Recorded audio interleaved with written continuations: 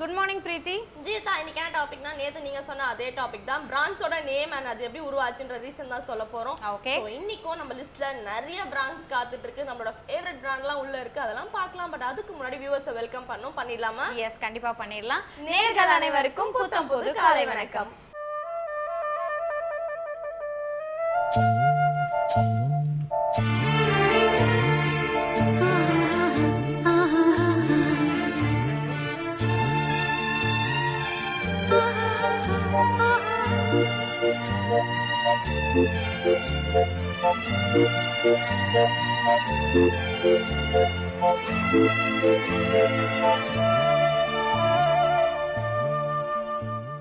பிரீத்தி, first வந்து நீ சொன்ன மாதிரி வந்து ஒரு ஃபேவரட்டான பிராண்ட் தான் அமேசான். ஓகேவா?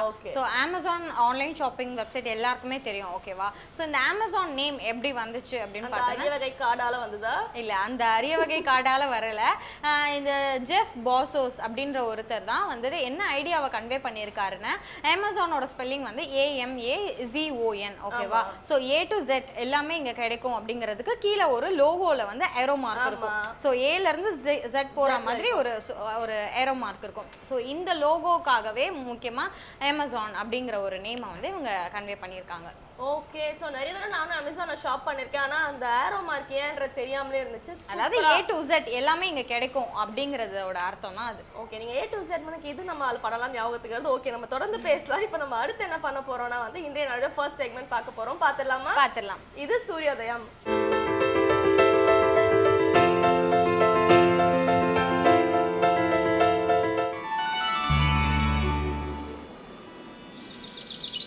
இன்று 9/6/2016 வியாழக்கிழமை, துர்முகி வருடம் வைகாசி மாதம் 27ஆம் தேதி. இன்று சூரியோதயம் 5:56 ராகு காலம் பகல் 1:30 மணி முதல் 3 மணி வரை. யமகண்டம் காலை 6 மணி முதல் 7:30 மணி வரை. குளிகன் காலை 9 மணி முதல் 10:30 மணி வரை. திதி பஞ்சமி. நட்சத்திரம் பகல் 11:45 வரை பூசம், பிறகு ஆயில்யம்.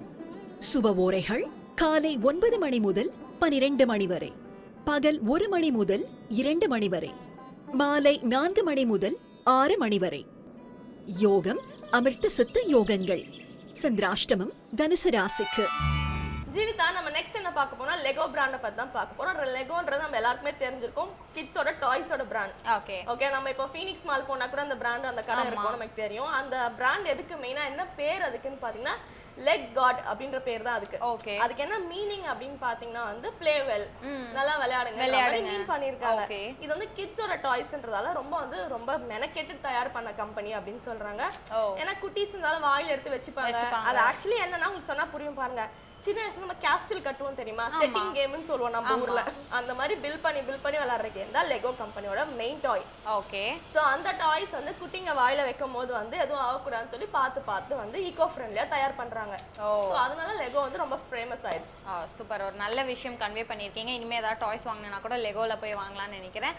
ஓகே பிரீத்தி, இதை தொடர்ந்து பார்த்தோன்னா நம்ம லலிதாம்பிகைக்கு 1000 பேர்கள் இருக்கு. அந்த பேருக்கான அர்த்தமும் அதுக்கான சோஸ்திரமும் சொல்றதுக்காக தான் நம்ம இலக்கிய மேகம் ஸ்ரீனிவாசன் ரெடியா இருக்காரு. பார்த்துடலாமா? இது ஸ்ரீ லலிதா சகஸ்ரநாமம்.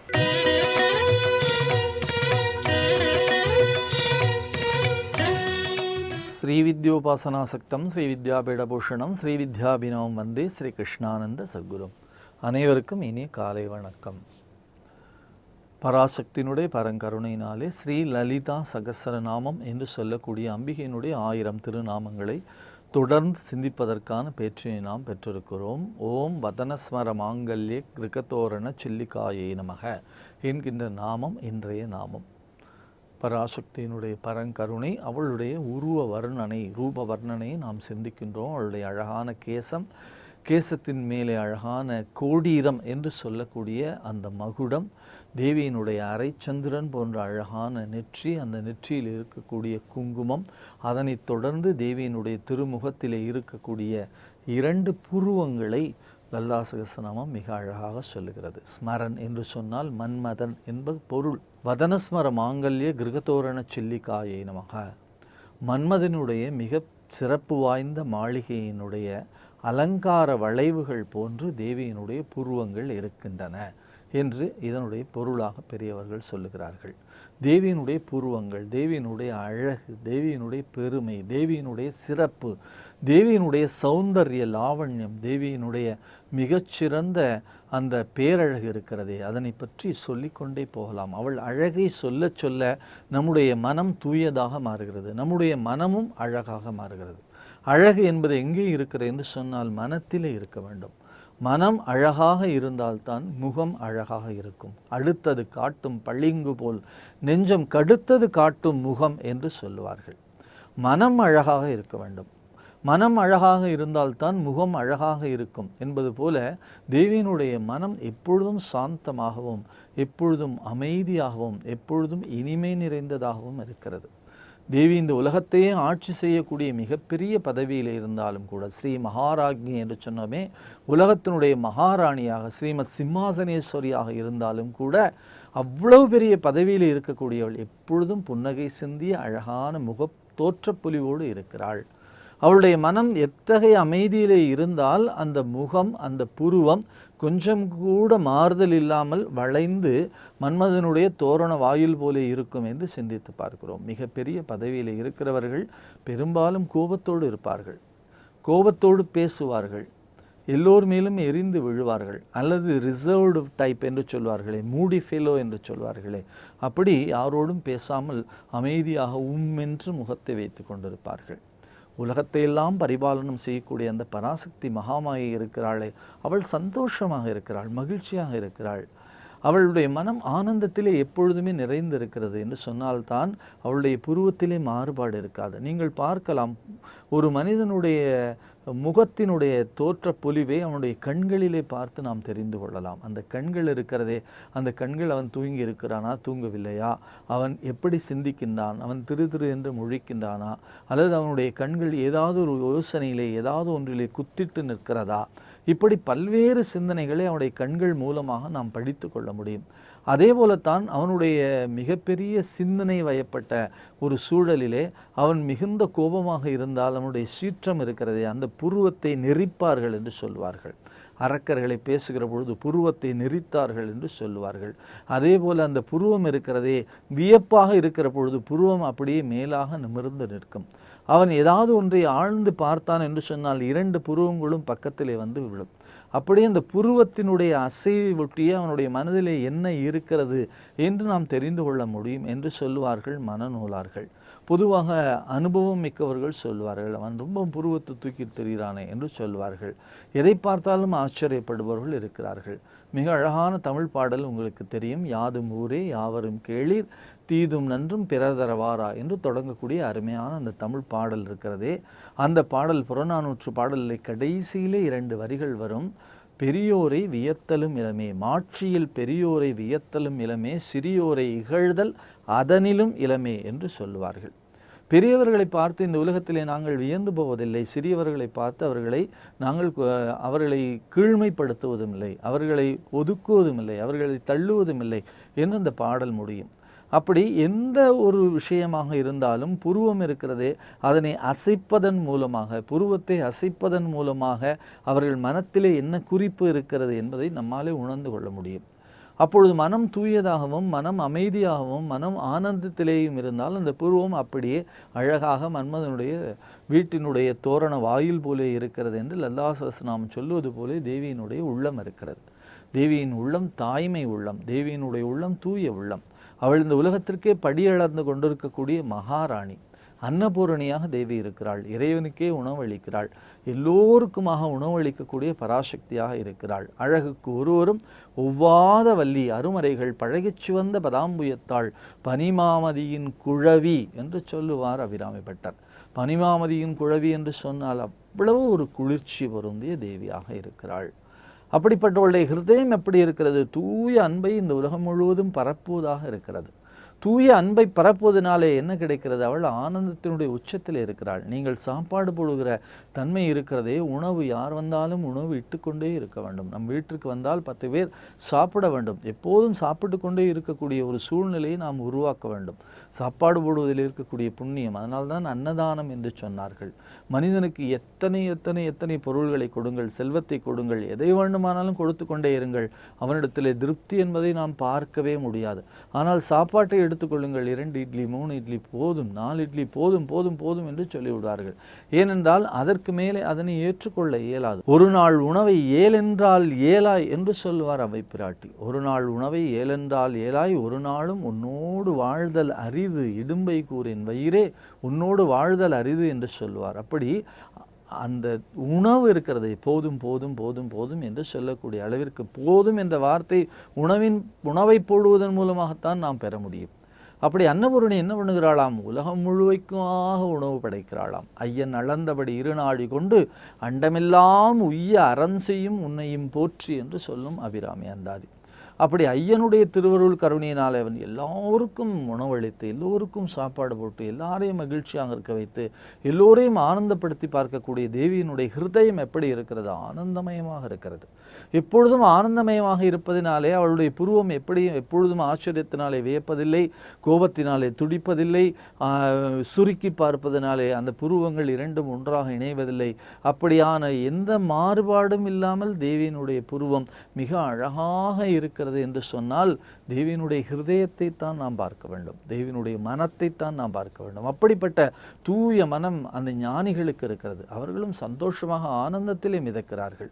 அப்படி ஆனந்தத்திலே மிதக்கக்கூடியவர்கள் எப்பொழுதும் அவருடைய அந்த சாமுத்திரிகா லட்சணம் என்று சொல்லுவார்களே, ரூப லாவண்யத்திலே அப்படியே மிக அழகாக அதில் எந்த மாறுபாடு இல்லாமல் இருக்கக்கூடிய தன்மை, அந்த மாறுபாடு இல்லாமல் இருக்கக்கூடிய தன்மையை வழங்கக்கூடிய மனம் இருக்கிறதே, அது பராசக்தியுடைய மனம் போன்று இருக்க வேண்டும். அவளுடைய ஹிருதயத்தில் இருக்கக்கூடிய பேரன்பு போல இருக்க வேண்டும். பெருங்கருணை பேராறு என்று சொல்லுவார் மிக அழகாக நம்முடைய மாணிக்கவாசக பெருமான். அவள் பெருங்கருணை பேராறு. பெருங்கருணை பேராறு என்ன செய்யும்? தான் எந்த உதவி யாருக்கு செய்தாலும் ஆறு இருக்கிறதை திரும்பி பார்க்க அது போய்கொண்டே இருக்கும். அந்த ஆற்றின் மூலமாக கிளை ஆறுகளிலே போய் அந்த ஊரிலே மிகப்பெரிய விவசாயம் நடத்துவார்கள். ஆறிலே நிறைய பேர் குடிப்பார்கள். ஆற்று தண்ணீர் மிக உயரமான மலையிலே இருந்து விழுகிற பொழுது அதிலே மின்சாரம் எடுப்பார்கள். ஆற்று நீரினாலே பல உபயோகத்தை பல பேர் பெற்றுக்கொண்டே இருப்பார்கள். ஆனால் எந்த காலத்திலும் ஆற்று நீரானது என்ன செய்யும்? கொஞ்சம் கூட யாருக்காகவும் நின்று நிதானம் செய்து தான் இவர்கள் எல்லோரும் சேர்ந்து எனக்கு நன்றி சொல்ல வேண்டுமே என்று ஒரு காலத்திலும் அது சிந்தித்தே கிடையாது. அதனுடைய நோக்கம் பிறந்த இடத்துல இருந்து கடல் எங்கே இருக்கிறதோ அதை தேடி போய்கொண்டே இருக்கிற நோக்கம். அது வாற்றுக்கு போய்கொண்டே இருக்கும். மனிதர்கள் வருவார்கள், மனிதர்கள் போவார்கள், நான் போய்கொண்டே இருக்கிறேன் என்று சொல்லக்கூடிய மிகப்பெரிய தன்மையை ஆறு இந்த உலகத்திலே சொல்லுவதாக சொல்வார்கள். அப்படித்தான் மனிதனுடைய மனம் இருக்கிறதே, அந்த பெருங்கருணை பேராறு போன்று. இவர்கள் நன்றி செய்வார்கள், இவர்கள் நமக்கு அன்பு செலுத்துவார்கள், இவர்கள் இதனை தருவார்கள் என்ற எந்த விதமான எதிர்பார்ப்பும் இல்லாமல் பராசக்தி எப்பொழுதும் அன்னபூரணியாக இருந்து எல்லோருக்கும் அமுது படைத்து எல்லா சதா சர்வ காலமும் அவள் ஆனந்தத்திலேயே திளைப்பதனாலே, ஆனந்தவல்லியாக இருப்பதினாலே அவளுடைய புருவம் கொஞ்சம் கூட அசைவில்லாமல் மிக அழகாக மன்மதனுடைய வீட்டு தோரண வாயில் போல இருக்கிறது என்று சொன்னால் அவளுடைய அழகை நாம் எந்த மொழியினாலே எடுத்து சொல்ல முடியும் என்று யோசித்து பார்க்கிறோம். வதனஸ்மர மாங்கல்ய கிருகதோரண சில்லிகாயை நமக என்று பராசக்தியுடைய திருநாமம். அந்த திருநாமத்தை ஜெபிப்பதன் மூலமாக, சிந்திப்பதன் மூலமாக நம்முடைய மனமும் ஆனந்தத்திலே எந்நாளும் என் நேரமும் திளைக்க வேண்டும் என்ற பிரார்த்தனை இந்த விடியலிலே வைத்து ஒவ்வொரு இல்லத்திலும் ஆனந்தம் பரவ வேண்டும் என்ற பிரார்த்தனையோடு அபிராமி அந்தாதியினுடைய அற்புதமான திருநாமங்களை தொடர்ந்து சிந்திப்போம். நாளை சந்திப்போம். நன்றி, வணக்கம். பிரீத்தி, அடுத்ததா வந்து இந்த பாய்ஸ்க்குலாம் பிடிச்ச பிராண்ட் ரிபாக். ஓகேவா? இந்த நேம் எப்படி வந்ததுன்னு பார்த்தோன்னு வச்சுக்கோங்க. ஆக்சுவலா ரிபாக் அப்படிங்கிறது ஆன்டலோப், ஒரு வகையான மான். ஓகேவா? ஸோ ரிபாக்கையும் வந்து ஒரு வகையான ஆன்டலோப் அப்படின்னு சொல்லுவாங்க. அண்ட் இது எங்க இருக்கும் அப்படின்னு பார்த்தோன்னா ஆப்பிரிக்கால இருக்க சாவனா அப்படிங்கிற ஒரு ஃபாரஸ்ட்ல தான் இந்த ஆன்டலோப் இருக்கும். ஸோ அந்த ஆன்டலோப்லேயே ஒரு வகையான மான் தான் இந்த ரிபாக். ஓகேவா? ஸோ அண்ட் இதை வந்து இன்ஸ்பிரேஷனாக வச்சு ஒரு மான், அதை வந்து இன்ஸ்பிரேஷனாக வச்சு அந்த பிராண்ட் நேம் அப்படியே அந்த ரிபாக்கை வந்து இது பண்ணிட்டாங்க. ஸோ நார்மலாக இப்போ மங்கீஸ்க்கே பார்த்தோன்னா நிறைய வகையான மங்கீஸ் இருக்கு, ஒவ்வொரு மங்கிக்கும் ஒவ்வொரு நேம் இருக்கும் இல்லையா, அதே மாதிரி ஒரு மானுக்கும் ஒரு நேம். அதுல வந்து ரிபாக் அப்படிங்கிறது ஒரு மான். ஓகே, மேபி வந்து மான்னாலே வேகமா ஓடும், ஸோ அதனால ரிபாக்ன்ற நேம் வந்து அது எப்படின்னு தெரியல, அதை ஒரு இன்ஸ்பிரேஷனா வச்சு அவங்க அந்த நேம் வச்சிருக்காங்களாம். ஓகே, சூப்பரா சொன்னா. இதை தொடர்ந்து நம்ம என்ன பார்க்க போறோம் அப்படின்னு பாத்தீங்கன்னா, ஒவ்வொரு ஹியூமனுக்கும் மோட்டிவேஷன் ரொம்ப முக்கியம் இல்லையா, லைஃப்ல அவங்க அடுத்தடுத்து அச்சீவ் பண்ணணும், யாரும் மோட்டிவேட் பண்ணணும். ஸோ நம்ம எல்லாருக்காகவும் மோட்டிவேஷனல் ஸ்பீச் தரத்துக்காக நளினி சம்பத்குமார் வந்திருக்காங்க. பார்த்துடலாம். இது கனவு மெய்ப்பட.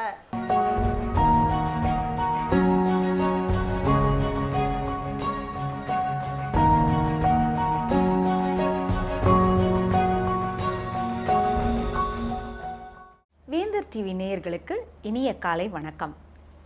ரீசெண்டாக ஒரு 23 year old விமன் என்னை மீட் பண்ண ஒரு கவுன்சிலிங் செஷனுக்கு வந்திருந்தாங்க. வந்ததுமே அவங்க என்ன சொன்னாங்க அப்படின்னா, நான் ஒரு புவர் டைம் மேனேஜராக இருக்கேன், என்னால் என்னுடைய டயத்தை சரிவர மேனேஜ் பண்ணவே முடியல. ஒரு பட்டிங் டான்ஸராக நான் இருக்கேன். ஸோ பார்த்தீங்க அப்படின்னா ஒவ்வொரு நாளுமே எனக்கு பரதநாட்டியம் கிளாஸுக்காக சில மணி நேரங்கள் ஒதுக்க வேண்டியிருக்கு. இதை தாண்டி நிறைய இடத்துல நான் பெர்ஃபார்ம் பண்ண வேண்டியிருக்கு, டிவி ஷோஸும் பண்ண வேண்டியிருக்கு. அதை தவிர பிஹெச்டி வேறு பண்ணிகிட்ருக்கேன், டான்ஸ் அண்ட் சைக்காலஜியை கம்பைன் பண்ணி நான் பிஹெச்டியும் பண்ணிகிட்ருக்கேன். இத்தனை வேலைகளையும் ஏன் தான் நாம் எடுத்துக்கிறோமோன்னு ஒரு நிமிஷம் தோணும். ஒரு நிமிஷம் இத்தனை வேலைகளுக்கும் சரியானபடி டயத்தை டிவோட் பண்ண தெரியாத ஒரு பர்சனாக நான் இருக்கேனே அப்படின்னு நினச்சி நிறைய சமயங்கள் நான் ஒரு குற்ற உணர்வில் என்னை நானே சாடிக்கிறேன் அப்படின்ற மாதிரி ரொம்ப வருத்தத்தோடு அவங்க சொன்னாங்க. அவங்களுக்கு நான் சொல்லி கொடுத்த ஒரு டைம் மேனேஜ்மெண்ட் டிப்பை தான் இன்றைக்கி உங்ககிட்ட நான் ஷேர் பண்ணிக்க போகிறேன். ஸ்டீஃபன் கோவே அப்படின்றவர் ரொம்ப அழகாக இந்த டைமை நாம் எப்படி எஃபெக்டிவாக மேனேஜ் பண்ணலாம் அப்படின்றதுக்கு ஒரு பியூட்டிஃபுல்லான விஷயம் ஒன்று சொல்லி கொடுத்துருக்காரு. அது என்ன அப்படின்னா, நாம் ஒவ்வொரு நாளுமே செய்ய வேண்டிய வேலைகளை ஒரு 4 கட்டங்களாக பிரிச்சுக்கலாம். 4 quadrants அப்படின்னு அதை சொல்லுவாங்க. அது என்ன அப்படின்னா, ஃபஸ்ட்டு கட்டத்தில் ஃபஸ்ட்டு குவாட்ரண்ட்டில் என்னன்னு நாம் எழுதிக்கணும் அப்படின்னா, இம்பார்ட்டண்ட் அண்ட் அர்ஜெண்ட் அப்படின்னு நம்ம அதை எழுதிக்கணும். இம்பார்ட்டண்ட் அண்ட் அர்ஜெண்ட் அப்படின்னு ஃபஸ்ட்டு ஸ்கொயரில் நாம் எழுதிக்கணும், நம்பர் 1 அப்படின்னு போட்டு. பக்கத்தில் இருக்கிற அந்த செகண்ட் ஸ்கொயரில் என்னன்னு எழுதிக்கணும் அப்படின்னா, இம்பார்ட்டண்ட் நாட் அர்ஜெண்ட் அப்படின்னு எழுதிக்கணும். தேர்ட் ஸ்கொயரில் அர்ஜெண்ட் நாட் இம்பார்ட்டண்ட் அப்படின்னு எழுதிக்கணும். ஃபோர்த் ஸ்கொயரில் நாட் இம்பார்ட்டண்ட் நாட் அர்ஜெண்ட் அப்படிங்கிற மாதிரி நம்முடைய இந்த வேலைகளை நாம் பிரிப்பதற்கு முன்னால் இந்த 4 கட்டங்களை நாம் ஃபஸ்ட்டு பிரிச்சுக்கணும். இந்த ஃபர்ஸ்ட்டு ஸ்கொயரில் அந்த ஃபர்ஸ்ட் குவாட்ரண்ட்டில் என்ன இருக்கும் அப்படின்னா, இம்பார்ட்டண்ட் அண்ட் அர்ஜெண்ட் அப்படின்னு நாம் மார்க் பண்ணியிருக்கிற ஸ்கொயரில் நாம் என்னென்ன வேலைகளை எழுதணும் அப்படின்னா, இன்றைக்கே முடிக்க வேண்டிய வேலைகள் என்ன ஆனாலும் சரி, நாளைக்குன்னு தள்ளி போடாமல் நாம் இன்றே செய்து முடிக்க வேண்டிய வேலைகள் என்னென்ன அப்படின்னு கரெக்டாக அந்த லிஸ்ட்டுகளை நாம் எழுத ஆரம்பிக்கணும். இந்த ஃபஸ்ட்டு கட்டத்தில் வரக்கூடிய வேலைகளை நாம் எப்படி பார்க்கலாம் அப்படின்னா, ஃபயர் ஃபைட்டிங் மோட் அப்படின்னு ஒரு வார்த்தை சொல்லுவாங்க. ஒரு இடத்துல தீப்பற்றி எரியுது அப்படின்னா கொஞ்ச நேரம் கழித்து அதை நம்ம அணைச்சிக்கலான்னு நம்ம விட்டுற மாட்டோம். அதை நம்ம இம்மீடியட்டாக புட் ஆஃப் பண்ணணும் அப்படின்றதுக்காகவே எப்படி உடனடியாக வேலைகளில் இறங்குவோமோ அதே மாதிரியான very urgent and very important வேலைகள் அப்படிங்கிறதுனால அந்த வேலைகளை நாம் இன்றே செய்து முடிக்க வேண்டும். டூ இட் நவ், இப்பொழுதே செய்து முடிக்க வேண்டும் அப்படிங்கிற ஒரு மைண்ட் செட்டோட நாம் செய்து முடிக்க வேண்டிய வேலைகளை அந்த முதல் கட்டத்தில் நாம் எழுத ஆரம்பிக்கணும். இரண்டாவது கட்டத்தில் இம்பார்ட்டண்ட் பட் நாட் அர்ஜென்ட் அப்படின்னு வர கட்டத்தில் இருக்கக்கூடிய வேலைகள் எப்படி இருக்கும் அப்படின்னு பார்த்தீங்கன்னா, இதில் மெயினாக நம்முடைய செல்ஃப் டெவலப்மெண்ட், ரிலேஷன்ஷிப் மெயின்டெனன்ஸ் அல்லது ரெக்ரியேஷன், அதாவது எங்கேயாவது நம்ம வக்கேஷனுக்கு போகணும்னு பிளான் பண்ணியிருந்தோம் அப்படின்னா அந்த மாதிரியான ஆக்டிவிட்டீஸ்லாம் இந்த செகண்ட் கட்டத்தில் வரலாம். இந்த செகண்ட் கட்டத்தில் இருக்கக்கூடிய வேலைகளை பற்றி நாம் எப்படி எடுத்துக்கணும் அப்படின்னு பார்த்தீங்கன்னா, இதற்கு நாம் ஃபோக்கஸ் கொடுக்க வேண்டும். ஆனால் இந்த வேலைகளை எல்லாம் நாம் எப்படி செய்ய போகிறோம் அப்படின்றதுக்கு நாம் பிளான் பண்ணி அந்த வேலை செய்வதற்கான நேரத்தை நாம் டிசைட் பண்ணி ஒதுக்கணும். ஏன் அப்படின்னா, செல்ஃப் டெவலப்மெண்ட் அப்படிங்கிற ஒரு விஷயமா இருந்தாலும் சரி, அல்லது ரிலேஷன்ஷிப் மெயின்டெனன்ஸ் அப்படின்ற விஷயமா இருந்தாலும் சரி, இல்லை ஒரு ரெக்ரியேஷன் எங்கேயோ ஒரு இடத்துக்கு நாம் ட்ராவல் பண்ணணும்னு நினச்சிருந்தாலும் சரி, இந்த 3 விஷயங்களையும் நாம் செய்யாமலேயே விட்டுட்டோம் அப்படின்னா நம்முடைய physical, emotional and spiritual wellbeing என்பது கொஞ்சம் கொஞ்சமாக குறைய ஆரம்பிக்கும். ஸோ இந்த 2வது கட்டத்தில் இருக்கக்கூடிய விஷயங்களை கொஞ்சம் காலம் பொறுத்து செய்யலாமே தவிர செய்யாமலேயே விட்டுவிடக்கூடாது.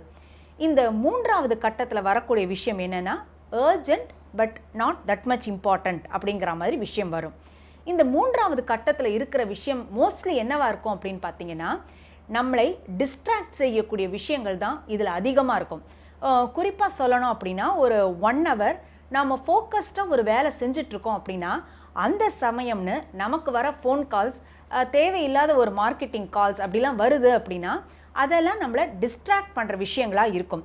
ஸோ அது அர்ஜென்ட் பட் நாட் இம்பார்ட்டண்ட். ஏன்னா அந்த சமயத்தில் வர ஃபோன் கால் இம்பார்ட்டண்ட் இல்லையான்னு நமக்கு தெரியாது.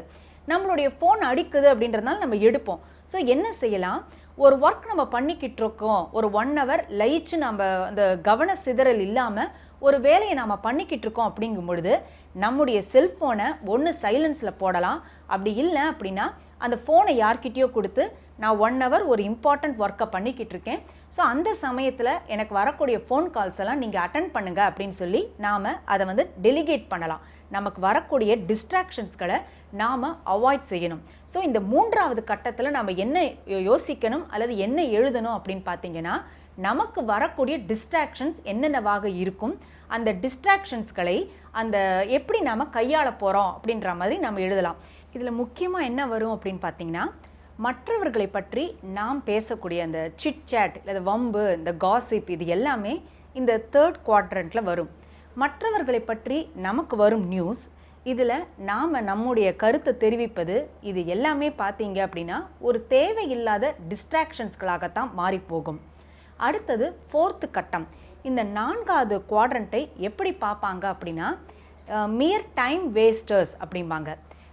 நிறைய சமயங்கள் ஃபேஸ்புக்லேயும் சரி வாட்ஸ்அப்லேயும் சரி ஒரு மணி நேரம், 2 மணி நேரம், 3 மணி நேரங்கள்னு நம்மை அறியாமலேயே நாம் தொலைக்கும் நேரங்கள் எல்லாமே இந்த 4வது கட்டங்களுக்குள் அடங்கும்.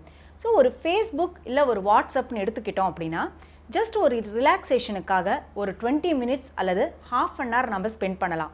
ஆனால் அதை விட்டுட்டு நேரம் ஆக ஆக ஆக இவ்வளோ ஹவர்ஸ் ஆகுதே அப்படின்னு தெரியாமலேயே நம்ம ரொம்ப நேரம் அதில் உக்காந்துட்டு இருந்தோம் அப்படின்னா அது எல்லாமே நம்முடைய மியர் டைம் வேஸ்டர்ஸ்களாகத்தான் முடியும்.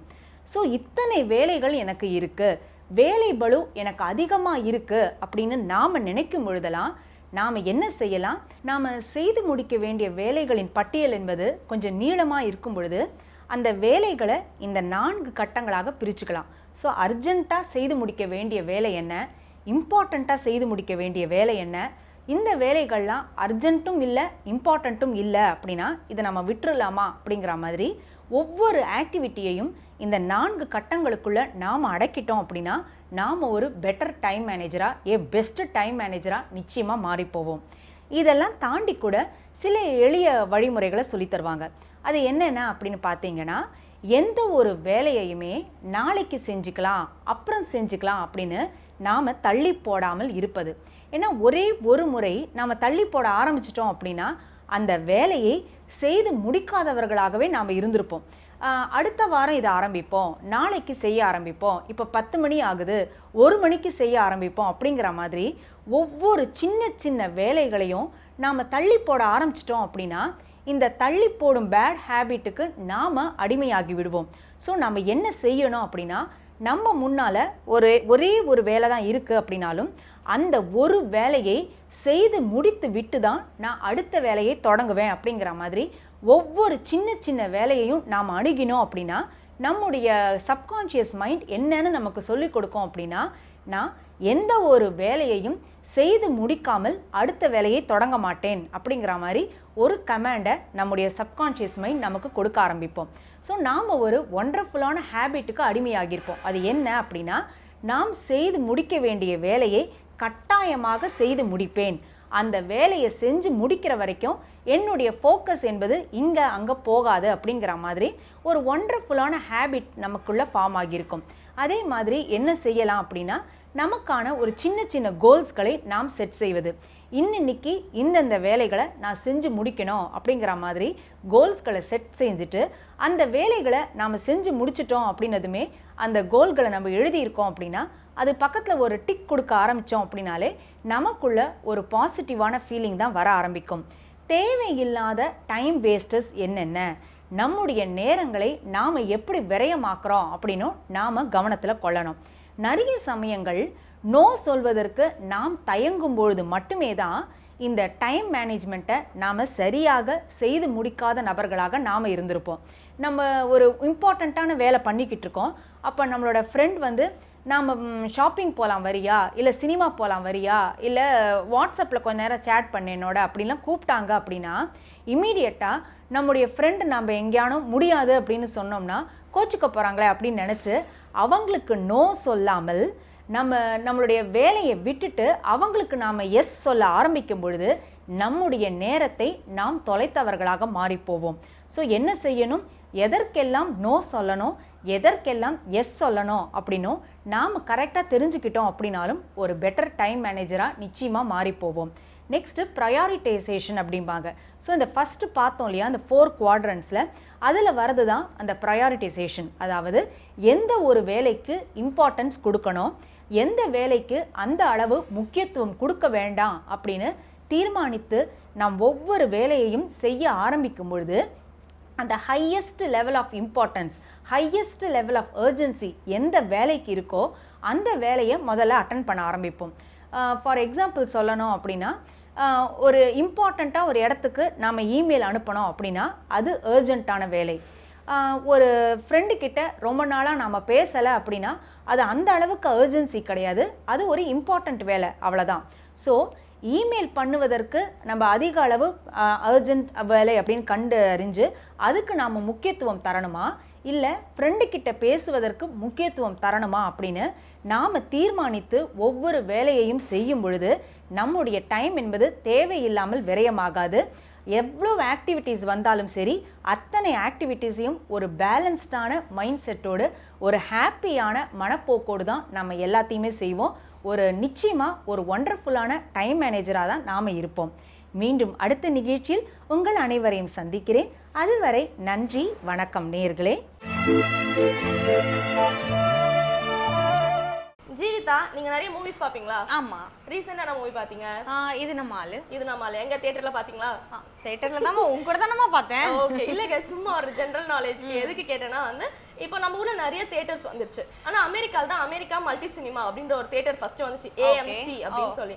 அந்த சினிமா தியேட்டர்ல தான் ஃபர்ஸ்ட் டைம் வந்து மல்டி ஸ்கிரீன்ஸ் இருந்துச்சாம். ஓ, சோ வந்து நிறைய ஸ்கிரீன்ல நிறைய மூவிஸ் பார்க்கலாம், ஒரே டைம்ல நிறைய மூவி பார்க்கலாம் அந்த தியேட்டர்ல அப்படின்ற மாதிரி ஒரு விஷயத்தை அவங்க தான் கொண்டு வந்தாங்க. சோ அதனால தான் வந்து இப்போ நிறைய ஊர்ல நம்ம ஊர்ல நிறைய தியேட்டர்ஸ் வந்துச்சு. இந்த மல்டி சினிமா அதுக்கு வந்து முன்னோடிகள் அவங்க தான் அப்படின்னு சொல்ல வரேன். Okay, very nice. ஒரு சூப்பரான இன்ஃபர்மேஷன் கொடுத்த பிரீத்தி. இதை தொடர்ந்து வரப்போற செக்மெண்ட்ல மூலிகையில இருக்கிற மருத்துவ குணத்தை பத்தி சொல்றதுக்காக ரெடியா இருக்காரு நம்ம சித்த மருத்துவர் ராஜமாணிக்கம். பாத்துடலாமா? பாத்துடலாம். இது மூலிகை மருத்துவம்.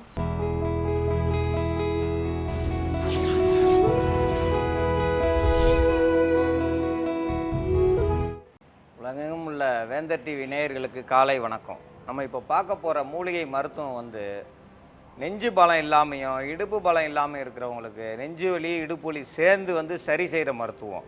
நெஞ்சு வலி ஒரே நேரத்தில் நெஞ்சு வலிக்கும் இடுப்பும் வலிக்கும் அந்த மாதிரி இருக்கிறவங்கள வந்து சரி செய்யணும் அப்படின்னா அதுக்கு வந்து வஜ்ரம்னா பிரண்டைன்னு சொல்லுவோம். இப்போ வஜ்ர வலினா பிரண்டைன்னு அர்த்தம். அந்த பிரண்டையை வச்சு பயன்படுத்தும் போது இடுப்பு வலி இருக்காது, அதோட நல்லா வந்து இடுப்பு பலம் இருக்கக்கூடியது.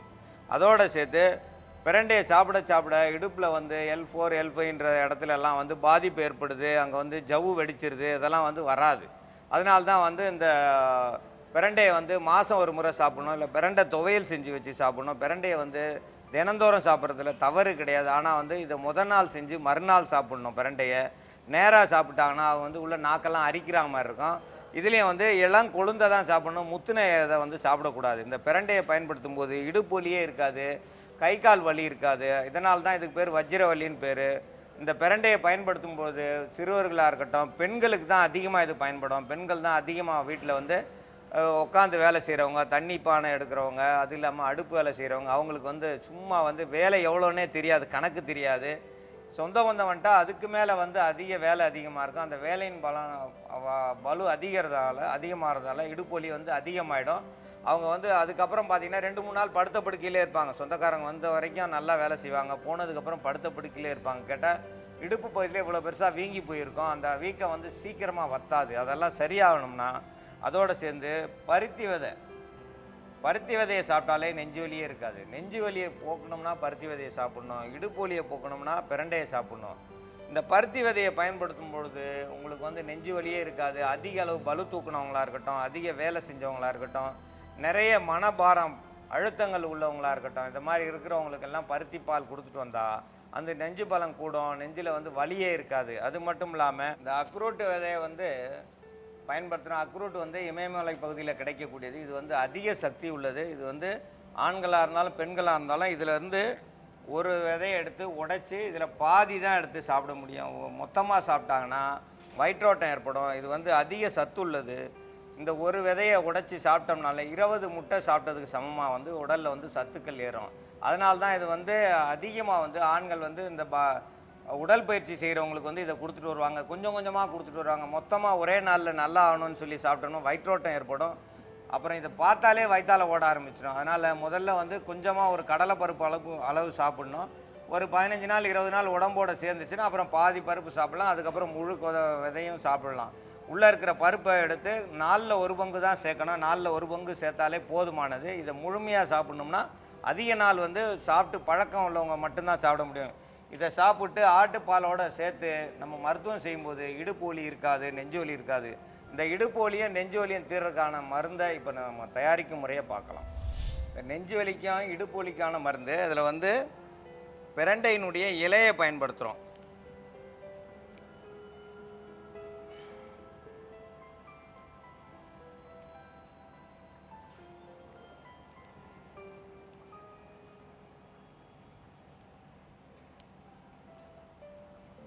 ஒரு கைப்பிடி அளவுக்கு எடுத்துக்கிட்டால் போதும். இதை வந்து அப்படியே கையில் அப்படியே நசுக்குனாலே எல்லாமே நொறுங்கிடும். இதை நொறுக்குனாலே போதுமானது. இதை அரைக்க வேண்டியதே கிடையாது. இந்த நொறுக்கி ஏற்கனவே வந்து இப்போ பருத்தி பால் வந்து ஒரு 50 கிராம் எடுத்து தண்ணியில் ஊற வச்சு அரைச்சி எடுத்து வச்சுருக்கோம். அதோடு இதை சேர்த்துடணும். இந்த பருத்தி பாலில் இது பிரண்டையினுடைய இலையை வந்து ஒரு கைப்பிடி அளவு குறைஞ்சது ஒரு 10 கிராம் அளவுக்கு அதில் போட்டுறோம்.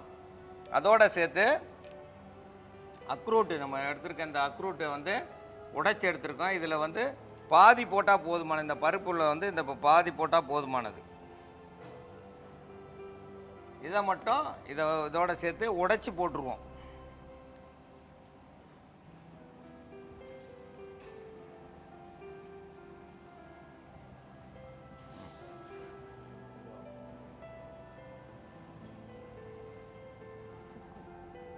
சுக்கு வந்து ஒரு பாக்கு அளவுக்கு எடுத்துக்கிட்டா போதுமானது. இந்த சுக்கை வந்து லேசாக இடித்து போடணும்.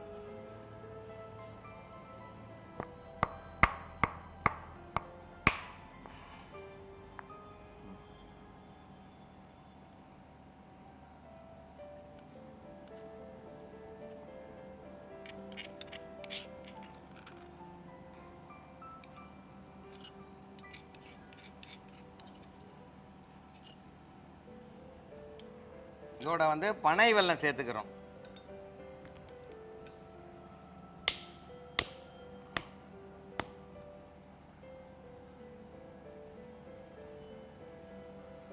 இது பருத்தி பால் 50 கிராம் பருத்தி விதை இந்த மாதிரி கடையில் கேட்டிங்கன்னா கிடைக்கும். இதை வந்து நம்ம 1 மணி நேரத்துக்கு முதல்ல வந்து அந்த பருத்தி விதையை நல்லா சுத்தப்படுத்திட்டு 1 மணி நேரம் ஊற வச்சிடணும். ஊற வச்சு இந்த மாதிரி வந்து அரைச்சி நல்லா வடிகட்டி பாலாக எடுத்து வச்சுக்கணும். ஒரு 50 மில்லி. அது கூட சேர்ந்து இந்த வஜ்ரன்ற பிரண்டை இலை வந்து ஒரு கைப்பிடி அளவு, பாக்கு அளவு வந்து சுக்கு, அக்ரூட்டு ஒரு அரை பருப்பு, ஒரு பருப்பில் இருக்கிறது பாதி மட்டும் சிறுசாக சேர்த்துருக்கோம். இதை இதமான சூட்டில் வச்சு இப்போ காய்ச்சிடணும். பிரண்டை இலை சேர்த்துருக்கோம், அதனால் அரிக்கும் அப்படின்னு சொல்லிட்டு பயப்படலாம் வேண்டாம். இந்த பாலோடு சேர்ந்து கொதிக்கிறப்பவேவும் அதனுடைய சாறு முழுதும் இறங்கிடும், அரிப்புத்தன்மை இருக்காது. அதனால் தாராளமாக சாப்பிடலாம். பருத்தி பால் சாதாரணமாக வந்து அடிக்கடி சாப்பிட்டுட்டு வராங்கனாக்கா அந்த பால் 50 மில்லி எடுத்து நல்லா கூட ஒரு அரை ஸ்பூன் அரிசி மாவு சேர்த்து அதை அரை இதாக வந்து நல்லா கொதிக்க வச்சு சாப்பிட்டுட்டு அடிக்கடி சாப்பிட்டுட்டு வர்றவங்க மதுரை பக்கம் அந்த பழக்கம் இருக்குது. அப்படி சாப்பிட்ற பெண்களுக்கு ஆண்களுக்கு வந்து நெஞ்சோரம் நெஞ்சு வலின்றதே வராது, அதிகமாக நெஞ்சு பலம் இருக்கும், பெண்களுக்கும் வந்து இடுப்பு வலின்றதே இருக்காது.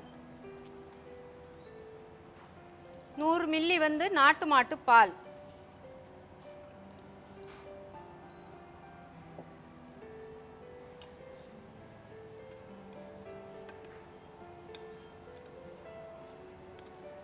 இதை நல்லா இதமான சூட்டில் வச்சு நல்லா காய்ச்சிட்டு ரொம்பவும் கொதிக்கவும் விடக்கூடாது.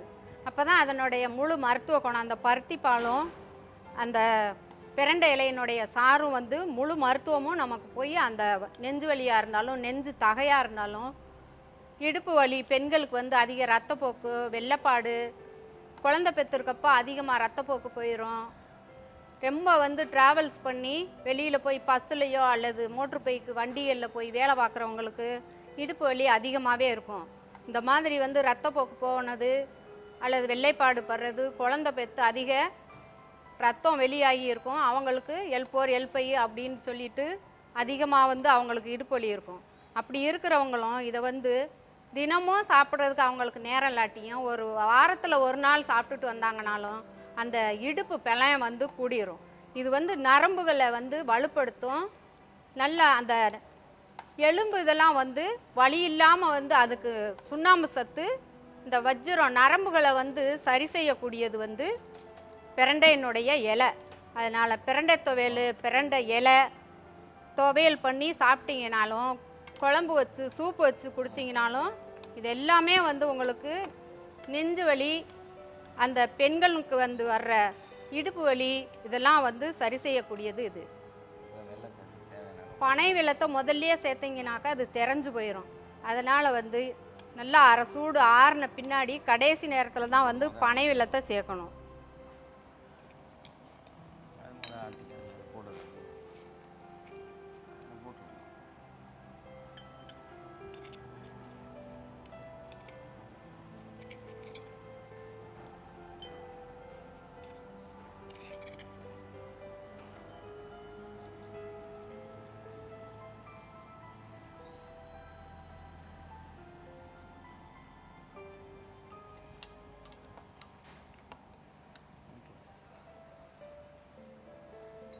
இடுப்பு வலி நெஞ்சு வலிக்கான மருந்து இல்லை இது.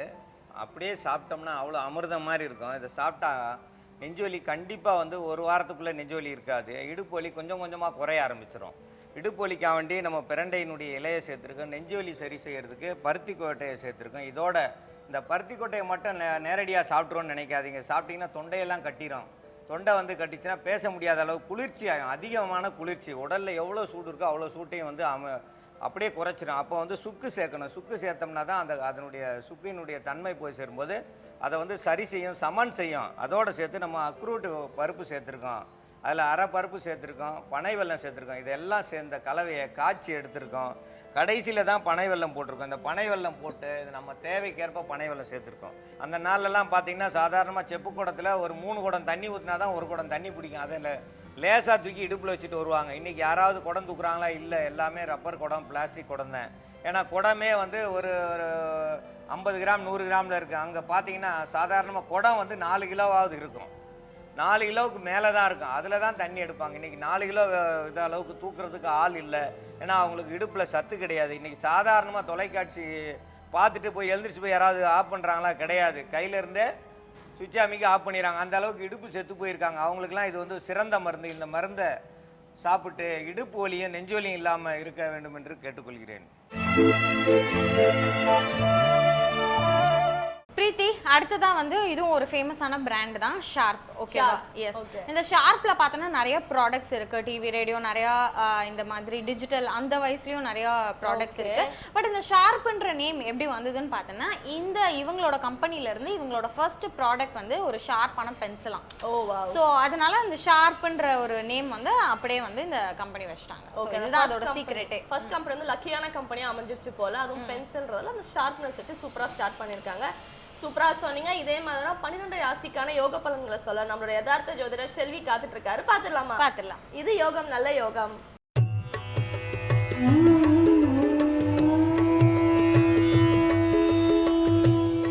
வேந்தர் டிவி நேயர்களுக்கு அனைவருக்கும் இனிய காலை வணக்கம்.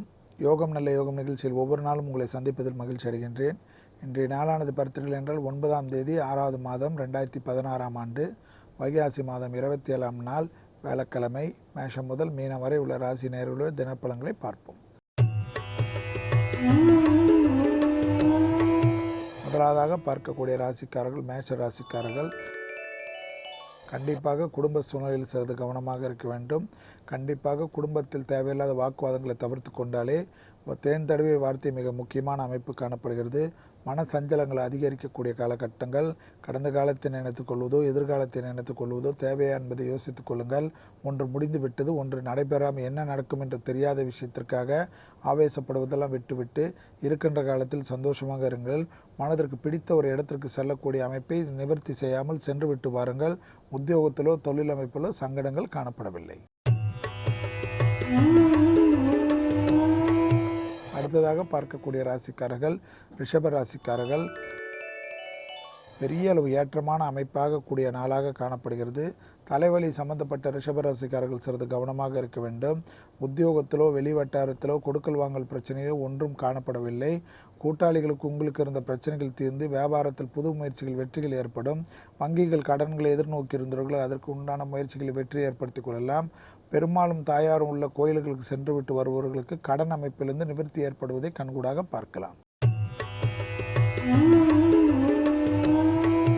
அடுத்ததாக பார்க்கக்கூடிய ராசிக்காரர்கள் மிதுன ராசிக்காரர்கள். வார்த்தைக்கு மிக மிக சந்தோஷமான நாளாக காணப்படுகிறது. எடுத்த காரியத்தில் ஜெயம் அனுகூலங்கள் கண்டிப்பாக காணப்படுகிறது. கிரக சஞ்சாரங்கள் விரயத்தில் இருப்பதனால் தேவையில்லாத அனாவசிய விரயங்கள் காணப்படும். விலை உயர்ந்த பொருட்களை வீட்டிலே வைத்து வங்கி பெட்டகத்தில் வைத்துக் கொள்வது நன்மை தரும். உடைமைகள் விஷயத்தில் கவன சிதறல்கள் இருந்தால் பெரும் சிக்கல்களும் மன நிம்மதியற்ற தன்மையும் ஏற்படும். தொட்டது தொடங்கக்கூடிய காலகட்டமாக காணப்படுகிறது. தேன் தடவை வார்த்தை மிக அற்புதத்தையும் ஆனந்தத்தையும் விரைவில் பெற்றுத்தரும்.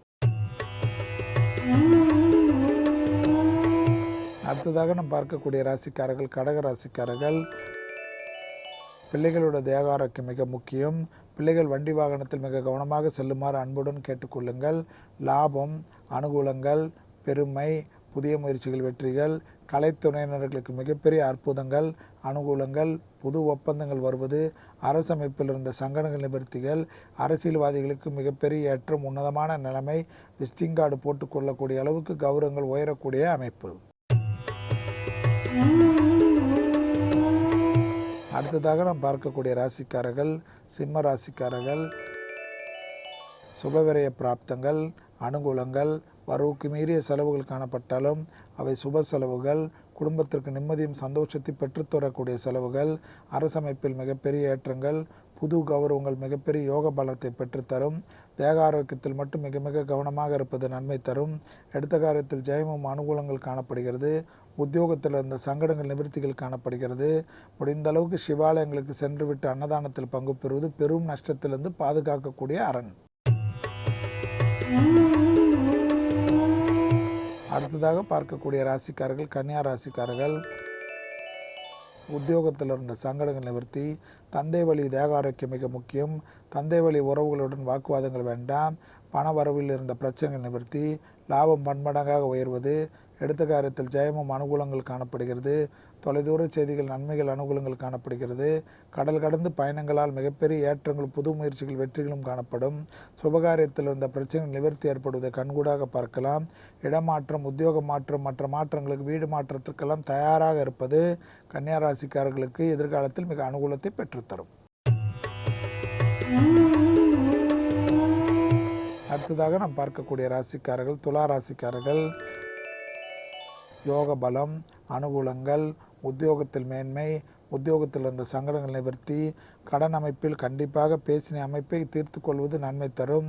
வீணாக அதில் டிலே செய்வது தேவையில்லாத குழப்பத்தை ஏற்படுத்தும். உத்தியோகத்தில் இருந்த சங்கடங்கள் நிவர்த்தி. தனிமட்ட முறையில் உங்களுக்கு இருந்த பிரச்சனைகள் நிவர்த்தி. எதிர்பார்க்காத இடத்திலிருந்து நல்ல செய்தி வருவதற்குண்டான அனுகூலங்கள்.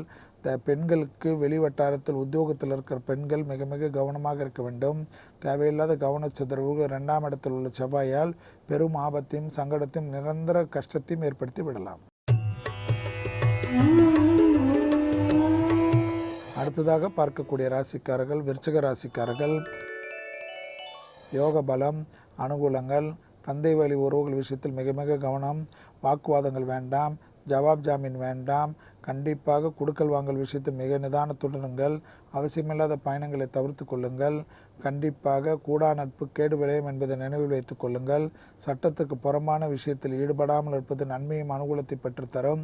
குடும்பத்தில் உள்ள பெற்றோர் பெரியோருடைய பேச்சுக்கு, துணை அல்லது துணைவியாருடைய பேச்சுக்கு முக்கியத்துவம் கொடுப்பது விருச்சிக ராசிக்காரர்களுக்கு நன்மை தரும். எதுவாக இருந்தாலும், எந்த ஒரு விஷயமாக இருந்தாலும் கலந்தாலோசித்து செய்வது நன்மை தரும். அடுத்ததாக நாம் பார்க்கக்கூடிய ராசிக்காரர்கள் தனுசு ராசிக்காரர்கள். நாள் முழுவதும் சந்திராஷ்டிரம் இருப்பதை நினைவில் வைத்து கொண்டால் போரும். குழப்பங்கள் வேண்டாம், வண்டி வாகனத்தில் வித்தைகள் வேண்டாம். இளம் வயதினர்களுக்கு மிகப்பெரிய அனுகூலங்கள். மற்ற கிரக சஞ்சாரங்கள் அற்புதமாக இருந்தாலும் சந்திரனின் சஞ்சாரம் தேவையில்லாத மனக்கொதிப்பும் கோபத்தையும் விரோதமாக்கிவிடும். வெளிவட்டாரத்திலோ தொழிலமைப்பிலோ சுபகாரியத்திலோ குறைபாடு காணப்படவில்லை. அவசியமில்லாத விஷயத்தில் மூக்கை நுழைக்காமல் இருந்தால் தனுசு ராசிக்காரர்களுக்கு ஒரு கஷ்டமும் இல்லை. அடுத்ததாக நாம் பார்க்கக்கூடிய ராசிக்காரர்கள் மகர ராசிக்காரர்கள். ஏற்றம், அனுகூலங்கள், முயற்சிகள் வெற்றி, உத்தியோகத்தில் இருந்த சங்கடங்கள் நிவர்த்தி, கடல் கடந்து நல்ல விஷயங்கள். இளம் வயதினர்களுக்கு அவர்கள் எதிர்பார்த்த நல்ல விஷயம் நடைபெறுவது. தொட்டில் குழந்தையிலிருந்து பெரியவர்களுக்கு வரைக்கும் எல்லாம் யோக பலமும் அனுகூலமும் பெற்றுத்தரக்கூடிய நாளாகவே காணப்படுகிறது. அதே சமயம் பிள்ளைகள் விஷயத்தில் மட்டும் சாதாரண தேவையில்லாத அவர்களுடைய பழக்க வழக்கத்தில் கவனம் செலுத்தவில்லை என்றால் வீடேறி பிரச்சனைகள் வருவதற்கும் சாத்தியக்கூறு காணப்படுவதையும் கவனத்தில் கொள்க. அடுத்ததாக பார்க்கக்கூடிய ராசிக்காரர்கள் கும்ப ராசிக்காரர்கள். கொடுக்கல் வாங்கல் பிரச்சனை தீரக்கூடிய அமைப்பு. தைரியம் தன்னம்பிக்கை வலுப்பெறும். புதிய முயற்சிகள் வெற்றிகள். மகாணங்களின் தரிசனம். ஏற்றத்தின் அளவு பன்மடங்காக உயர்வது. தொலைதூர செய்திகள் நன்மைகள் அனுகூலங்கள். உத்தியோகத்தில் இருந்த சங்கடங்கள் நிவர்த்தி. அதே சமயம் உங்களுடைய ரகசியங்களை பரம ரகசியமாக வைத்துக் கொள்வது நன்மை தரும். பெற்றோர் பெரியோருடைய தேக ஆரோக்கியம் ஒரு முறை செக் பரிசோதனை செய்து கொள்வது உங்களுக்கு நிம்மதியை ஏற்படுத்தி தரக்கூடிய அமைப்பு. அடுத்ததாக பார்க்கக்கூடிய ராசிக்காரர்கள் மீன ராசிக்காரர்கள். யோக பலம், அனுகூலங்கள், எடுத்த காரியத்தில் ஜெயம், தனிப்பட்ட முறையில் அந்த சங்கடங்கள் நிவர்த்தி, கொடுக்கல் வாங்கல் பிரச்சனைகள் தீரக்கூடிய அமைப்பு, தனிப்பட்ட முறையில் ஏற்றங்கள், கடல் கடந்து படிப்பு நிமித்தமாக உத்தியோக நிமித்தமாக இருந்த சங்கடங்கள்லாம் நிவர்த்தி, எதிர்பார்க்காத இடத்திலிருந்து நல்ல செய்திகள், உங்களுடைய முயற்சிகள் வெற்றி திருவினையாக்கும், ரகசியங்களை பரம ரகசியமாக வைத்து கொண்டால் பெரிய யோக பலத்தை பெற்றுத்தரும். அரசாங்க அமைப்பில் இருந்த பிரச்சனைகள் நிவர்த்தி ஏற்படுவதனால் அதை சீரும் சிறப்புமாக செய்து கொள்வது மிகப்பெரிய ஏற்றம். மேலதிகாரிகளுடைய அன்புக்கு பண்புக்கும் பாத்திரமாகக்கூடிய அற்புதமான நாள். மீண்டும் நாளை யோகம் நல்ல யோகம் நிகழ்ச்சியில் சந்திப்பதில் மகிழ்ச்சி அடைகின்றேன். நன்றி, வணக்கம். ஓகே ஜீவிதா, ஸோ பிராண்ட்ஸை பற்றி நிறைய விஷயங்கள் பேசிட்டோம். பேசினா டைம் போனதே தெரியல. இன்னைக்கு டைம் முடிஞ்சதால இன்னைக்கு கிளம்பிட்டு நாளைக்கு இதே டாபிக் கூட அந்த மக்கள்கிட்ட பேசலாம். ஸோ இப்போ மக்களோட சேர்ந்து வேந்திரன் இளங்கதிர் காலை செய்திகள் பார்த்துட்டு கிளம்பிடலாமா? எஸ், கண்டிப்பாக கிளம்பிடலாம். ஏன்னா வியூவர்ஸ், இன்னைக்கு நாங்கள் எடுத்த டாபிக் உங்களுக்கு நிஜமாவே பிடிச்சிருக்கோம்னு நினைக்கிறோம். நாளைக்கும் இதே டாப்பிக்கோட நாங்கள் 2 பேரும் வந்து உங்களை மீட் பண்ணுறோம். Until then, bye from Jeevitha along with Preeti from the entire team of புத்தம்புது காலை. Bye.